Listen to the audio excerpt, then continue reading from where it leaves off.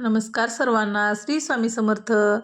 तर बघा आजचा व्हिडिओ ना माझ्यासाठी खूप खास आहे आणि हा व्हिडिओ तुमच्यासाठी पण खूप खास आणि महत्त्वाचा ठरणार आहे. कारण ह्या व्हिडिओमध्ये तुम्हाला आज दीप अमावस्येबद्दल भरपूर अशी माहिती पाहायला भेटणार आहे. आम्ही दीप अमावस्या कशी साजरी केली, दिव्यांची स्वच्छता कशी केली, परत दिव्यांची मांडणी कशी करून घेतली, पूजा कशी केली आणि देवीची ओटी पण भरली आज मंदिरात जाऊन. तर ती कशी भरली ते सगळं तुम्हाला ना डिटेलमध्ये ह्या व्हिडिओमध्ये पाहायला भेटणार आहे. तर व्हिडिओ शेवटपर्यंत नक्की बघा. तर बघा पहिल्यांदा आपण पाहणार आहोत की दीप अमावस्या म्हणजे काय. तर दीप अमावस्या म्हणजे आपल्या घरात प्रकाश आणणाऱ्या दिव्यांची आपल्याला आज पूजा करायची असते आणि दिव्यांच्या प्रती आज आपल्याला कृतज्ञता व्यक्त करायची असते. आणि आपल्या संस्कृतीमध्ये बघा दिव्याला खरंच खूप महत्त्व दिलेलं आहे. दिवा म्हणजे फक्त प्रकाश नसून तर तो आपल्या घरातला अंधार दूर करून आपल्या घरात सुख, शांती, समाधान, सकारात्मकता घेऊन येतो. ही अशी आपली ना श्रद्धा आहे.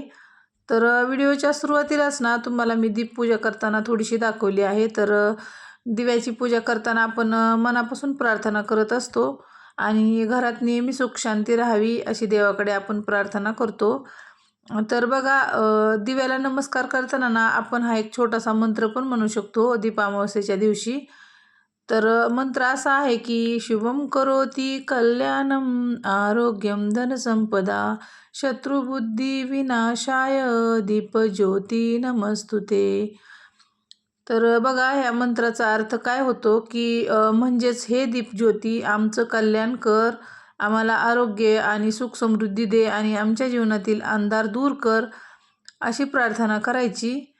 तर बघा सर्वात जणांनी ही प्रार्थना केली ना की आपल्या घरासाठी, आपल्या मुलांसाठी, आपल्या पूर्ण कुटुंबासाठी खरंच ही प्रार्थना केलेली चांगली असते. आजच्या दिवशी दीप अमावस्येच्या दिवशी आपल्या मुलांना पण आशीर्वाद भेटतो आणि कणकेचे दिवे हे करून ना आपल्या मुलांना पण ओवाळायचं असतं. त्यामुळं काय होतं मुलांची नजर लागलेली पण कमी होते आणि आपल्या मुलांच्या आरोग्यासाठी किंवा पुढच्या सगळ्या गोष्टींसाठीच मुलांसाठी चांगलं असतं. त्यामुळं मग कणकेच्या दिव्यांनी मुलांना पण ओवाळून घ्यायचं. तर बघा त्यानंतर ना माझ्या दिवसाची धावपळ चालूच होती बघा. एकदम दिवसभर भरपूर कामं होते आणि दिव्याची स्वच्छता करून घेतली होती मी. बघा देव पण किती चकचकीत झालेले, ते एकदम छान ब्रशने स्वच्छ केले होते आणि हे समया बघा खूप मोठ्या मोठ्या समया आहेत माझ्याकडं. कारण आता गौरी गणपती येणार आहेत ना, तर मला दरवर्षी गौराया असतात माझ्याकडं, तर त्यामुळे ह्या मोठ्या समया लागतात. तर बघा ह्या समया पण खूप छान घासून घेतल्या होत्या मी आणि पितांबरीने एकदम चकचकीत देव वाटत होते. आणि असं देवाचं काम केलं ना की आपल्या घरात पण खरंच वेगळीच प्रसन्नता येते आणि आपल्या मनाला पण खूप छान वाटतं. तर सकाळपासून माझी ही गडबड चालूच होती, तयारी पण चालू होती सगळी पूजेची आणि मंदिरात पण जायचं होतं आवरून. तर बघा दिवे तुम्ही जवळून पण बघा, तुम्हाला दिसतच असेल. तर किती छान आपले देव पण स्वच्छ झालेत आणि दिवे पण सगळे एकदम चकचकीत झालेले आहेत. तर इथं ना गॅलरीमध्ये मी बाहेर ठेवलं होतं. म्हणलं की थोडंसं पाणी नितळू द्यावं आणि मग एका सुती कपड्याने पुसून घ्यायचे छान. त्याने काय होतं डाग वगैरे पडत नाहीत. त्यामुळं मग बघा कोरड्या कपड्याने छान पुसून घेतलं. पुसून घेऊन ना बघा हे ना हार आहेत छोटे छोटे मोत्यांचे. मी ना 3-4 दिवस झाला आळंदीला गेले होते. त्या दिवशी ना मी हे हार घेऊन आले होते देवासाठी छोटे छोटे. बरेच दिवस झालं मला आणायचे होते पण त्याला काही योगच लागत नव्हता. तर त्या दिवशी मग मी हार घेऊन आले आणि समया बघा हे सुट्ट्या करून व्यवस्थित अशा घासल्या होत्या. मग जॉईंट करून घेतल्या एकमेकांना. तर बघा किती मोठ्या समया आहेत. तर एकदम छान दिसत होत्या घासल्यानंतर आणि पुसून पण घेतल्या छान. आणि मग आता ना हे हार घालून घ्यायचे होते आपल्याला देवांना. बघा काय होतं याला जरा दोरे जास्त होते पाठीमागून आणि देव ना माझे काही मोठे पण आहेत आणि काही छोटे छोटे पण देव आहेत. तर मग त्याच्यानुसार ॲडजस्ट करायचं होतं. पाठीमागून दोरे आहेत ना त्याला गाठी बांधून मग व्यवस्थित अशी बघा किती सुंदर दिसत आहेत देव एकदम मस्त हार घातल्यामुळं मोत्यांचे. तर मग बाहेरच हार व्यवस्थित ॲडजस्ट करून घेतले देवांना. आणि आता ना देवघरामध्ये आपल्याला ना देवांची छान अशी मांडणी करून घ्यायची होती. तर बघा हे काम ना खरंच खूप असा वेळ जातो आपल्याला. काम काही जास्त दिसत नाही पण भरपूर वेळ गेला माझा दिवे आणि हे देव स्वच्छ करण्यामध्ये. आणि काय होतं बघा माझं की मला कुठल्याच गोष्टीची आधी तयारी करता येत नाही. सगळं मला वेळेवरच करावं लागतं. कारण ह्या ब्लाऊजच्या कामाने ना कुठलंच एक्स्ट्रा काम होत नाही. सगळं काम वेळेवरच करावं लागतं. कारण उठलं की आपल्याला रोज घरातले काम आवरून मला मग ते ब्लाऊजचंच काम असतं, त्यामुळं मग माझी कुठल्याही सणाला माझी गडबडच होते जास्त. त्यामुळं मग वेळेवरच सगळे कामं करावं लागते. तर मग बघा दिवे हे स्वच्छ करून घेतले आणि थोडीशी तयारी पण करून ठेवली होती बाबा, नाही का, की नंतर जास्त धावपळ नाही होणार घरी येऊन. त्यामुळं मग थोडीशी नॉर्मल अशी दिव्याची मांडणी करून घेतली होती. आणि मग हे करून ना आता मंदिरात जायची तयारी करायची होती बघा. कारण ना दिवे पण करायचे राहिले होते, कणकेचे दिवे. आणि आमच्याकडं ना फळमुटका करतात बघा देवीसाठी. फळमुटक्याचा मान आहे. तुमच्याकडं नेमकं काय घेऊन जातात देवीला हे मला नक्की कमेंटमध्ये सांगा. आणि बघा हा आषाढ महिन्यामध्ये देवीला जात असतात, पण काही महिना संपत आला पण काही जाणं झालं नाही. त्यामुळं मग शेवटचा दिवस होता ना त्या दिवशी, तर मग म्हणलं आपण जाऊन यावं. कुणी कुणी बघा सुवासिनी पण घालतं ह्या महिन्यामध्ये. सुवासिनी घातलेल्या पण चांगल्या असतात त्यामुळं. पण मी काही सुवासिनी वगैरे घातल्या नाही. तर मग पीठ मळून घ्यायचं होतं. तर पीठ मळण्यापासून तयारी होती माझी, करायची राहिली होती. आणि वाती पण देवाच्या करायच्या राहिल्या होत्या बघा, दिव्यांमध्ये ठेवण्यासाठी. तर पीठ मळून घेतलं आणि मंदिरात पण जायला थोडासा टाईमच झाला होता आम्हाला, कारण सकाळपासून घरातल्याच कामांची धावपळ चालली होती ना. तर मग दिवे करायचे होते. दिवे कुणी 5 करतं, कुणी 7 किंवा कोणी 11, आपल्या आपल्या आवडीनुसार करायचे बघा, दिव्यांचं काही नाही तसं. आणि मग दिवे छोटे छोटे करून घेतले आणि एक मोठा दिवा पण करायचा होता, कारण का आपल्याला घराच्या बाहेर पण एक दरवाजाच्या बाहेर आपल्या मोठ्या मेन दरवाजाच्या बाहेर पण एक दिवा लावून ठेवायचा. त्याने काय होतं, सकारात्मक ऊर्जा आतमध्ये येते घरामध्ये आणि नकारात्मक ऊर्जा बाहेर जाते. त्यामुळे मग बघा हा दिवा पण असा एक मोठा बनवला होता. आणि बघा वाती करून घ्यायच्या होत्या, वाती करायच्या राहिल्या होत्या.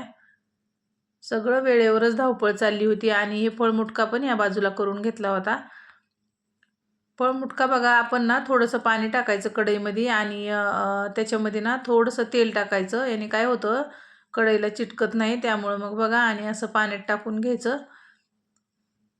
आणि हे काही जास्त वेळ ठेवायचं नाही उकडायला, फक्त 5 मिनटं जरी उकडून घेतलं ना तरी पण होऊन जातं.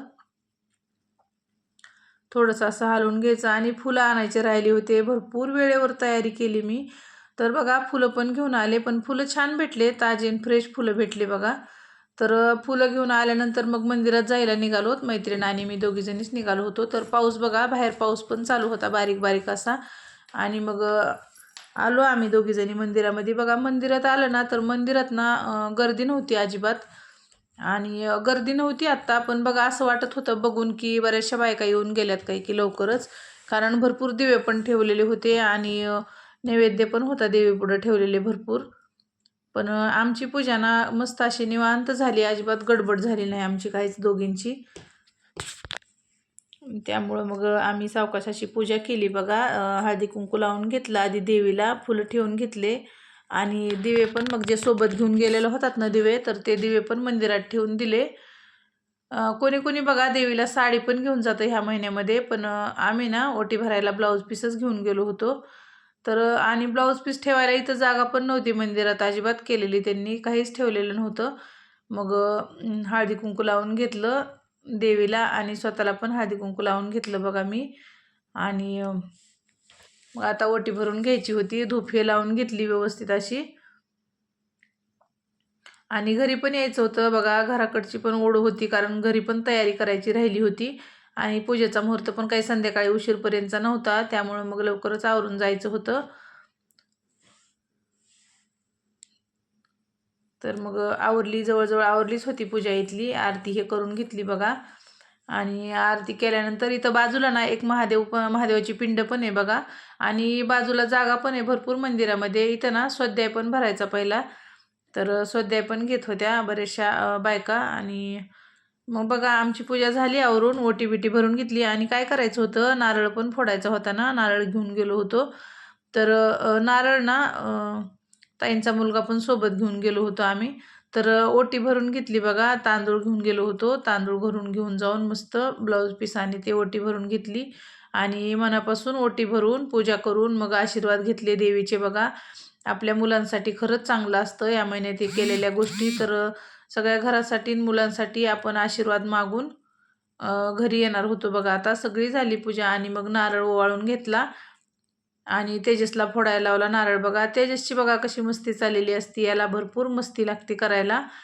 तर मग नारळ हे फोडून झालं आणि मग महादेवाच्या पिंडीची पूजा केली, तांदूळ हे मस्त वाहून. आणि इथं पण गर्दी नव्हती आम्हाला, सगळीकडे मस्त मोकळे आमचे दर्शन झाले आणि पूजा पण मस्त झाली. इतकं छान वाटत होतं ना, एकदम आपल्याला अशी पूजा हे छान झाली की मस्त वाटते बघा. तर इथलं पण आवरून झालं आणि मग आवरून ना आता घरी आलो आम्ही. आणि घरी येऊन काय बघा, आता आपल्याला संध्याकाळची मला ना दिव्यांचीच पूजा करायची होती. आता येऊन तयारी आवराआवरी. तर मग दिव्याची तर मांडणी सॉरी देवांची तर मांडणी करूनच गेले होते मी, पण मग दिव्यांची मांडणी केली इथं व्यवस्थित अशी. आणि आपल्यात काय असतं बघा, पहिल्यांदाच कुठलंही कार्य करायच्या आधी आपल्याला गणपती बाप्पाची स्थापना करायची असते. तर त्यामुळं मग गणपती बाप्पाची मूर्ती मस्त पाटावर, एक छोट्या पाटावर ठेवून घेतली आणि फूल वाहून घेतलं गणपती बाप्पाला आधी. आणि नंतर मग राहिलेली पूजा केली, दिवे वगैरे व्यवस्थित मांडून घेतले.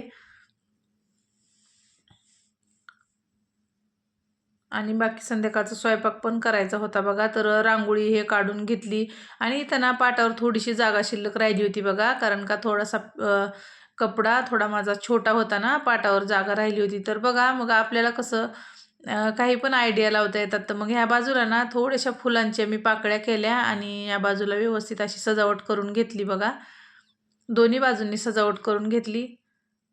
तर किती छान दिसते बघा, मोकळी जागा दिसत नाही अजिबात, मस्त दिसायला लागले. तर अशी छान सजावट करून घेतली.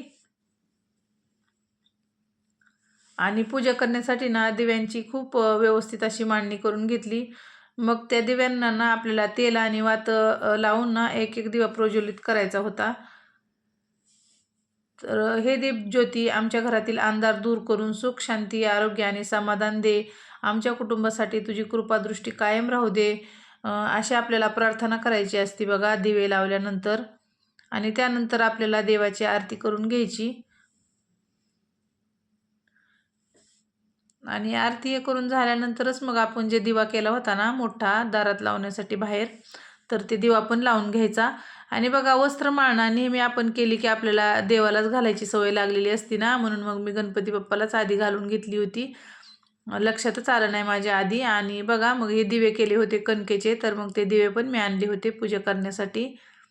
इथली पूजा व्यवस्थित सगळी मांडून झाली होती. आणि आता आपल्याला धूप हे लावून ना फक्त दिवेच प्रज्वलित करायचे राहिले होते.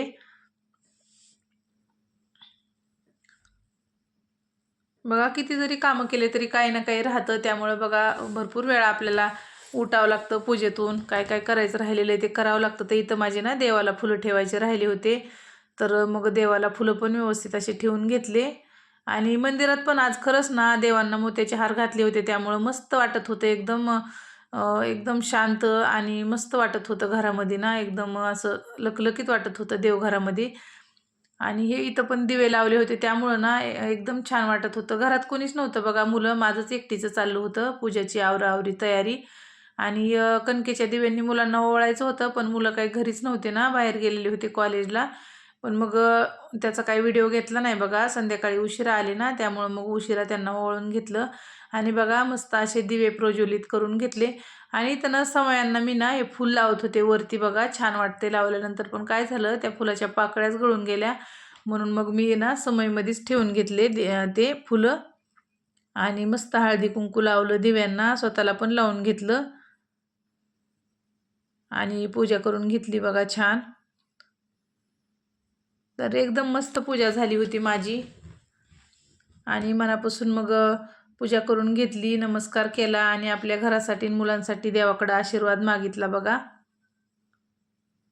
तर खरंच खूप आजचा दिवस गडबडीत गेला आणि घाईमध्ये गेला, पण खरंच खूप छान पूजा झाली. आणि बघा वस्त्रमाळ ना पुन्हा माझ्या लक्षात आलं की आपण दिव्याला घालायची होती, त्यामुळं मग दिव्याला वस्त्रमाळ घालून घेतली.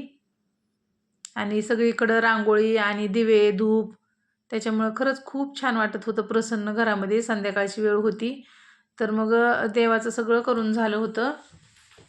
आणि आत्ता ना आपल्याला तो बाहेर जो दिवा लावायचा तो दिवा लावायचा आणि स्वयंपाकाची पण तयारी करायची राहिली होती. तर पूजा तर खरंच खूप छान झाली होती बघा. आणि मग पूजा झाल्यानंतर स्वामींची पण मला बाहेर आरती करायची होती, इथं पण देवाची आरती करून घेतली छान. तर तुम्ही बघा आज दीप अमावस्या तुम्ही कशी साजरी केली? तुमच्या घरातही खरंच अशी साजरी करतात का? कसं कसं करतात? काय करतात? हे मला खरंच कमेंटद्वारे नक्की सांगा. आणि बघा घराच्या बाहेर ना असा दिवा छान असा लावून घेतला होता मी आणि दरवाजाची पण मस्त पूजा करून घेतली छान आणि स्वामींची आरती करून घेतली बघा. तर खूप छान प्रकारे पूजा झाली आणि आजचा दिवस धावपळीत गेला, पण खरंच खूप छान दिवस गेला आणि मुलांसाठी, घरच्यासाठी प्रार्थना केली. व्हिडिओ आवडला तर नक्की लाईक करा आणि आपल्या चॅनलला सबस्क्राईब करा.